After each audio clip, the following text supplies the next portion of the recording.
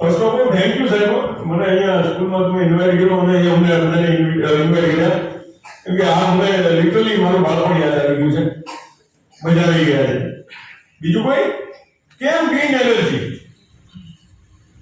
કેમ કે thermal power સ્ટેશનની કોઈ પણ એનર્જી જનરેટ થાય ને, એની અંદર કોઈ પણ એનર્જી ઉત્પન્ન કરવી હોય ને કોલસાને બાળીને, તો એને બાળવાથી કાર્બન એમિશન થાય. શું થાય?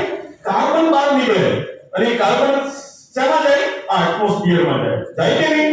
તો એટમોસ્ફિયરમાં જાય તો આપણું જે પણ ઓઝોનનું એક લેયર છે કે નહીં? તમે વાંચ્યું હશે, સાહેબ તમને સમજાવતા હશે કે ઓઝોનનું લેયર હવે મોટું થતું જાય છે, બરાબર છે? તો એને લીધે કાર્બન એમિશન ઘટાડવાનું છે. આખી દુનિયા અત્યારે એની પાછળ પડેલી છે કે કાર્બન એમિશન ઓછું થવું જોઈએ.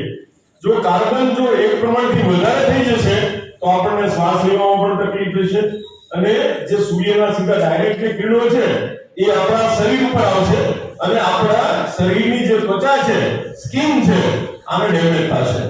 એટલે આને થર્મલ પાવર સ્ટેશનથી જે વીજળી બને ને એની અંદર આપણને કાર્બન નીકળતો હોય એટલે આપણે વીજળી વધારે વાપરી શકીએ નહીં, બરાબર? તો હવે એ ગ્રીન એનર્જી, કઈ એનર્જી છે?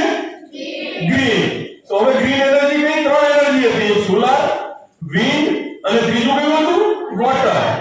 આ એવી એનર્જી છે કે જે કુદરતી સોર્સિસ, બરાબર છે, કુદરતના સોર્સિસમાં મળે છે અને એ સોર્સ કોઈ દિવસ પૂરો નથી થવાનો. કોલસો છે એની આયુષ્ય વધીને 100 વર્ષ છે, ગેસની આયુષ્ય વધીને 40-50 વર્ષ છે.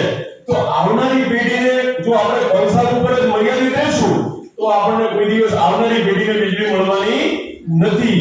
એટલા માટે આપણે ગ્રીન એનર્જી તરફ વળ્યા, એટલે કે સોલાર, વિન્ડ અને વોટર, બરાબર? કે જો જે સોર્સ કોઈ દિવસ પૂરો નથી થવાનો અને એની અંદર વીજળી ઉત્પન્ન કરવાની અંદર કોઈ દિવસ કાર્બન એમિશન થતું, કાર્બન નથી નીકળતા, એટલે એ એનર્જીને કઈ કહેવાય?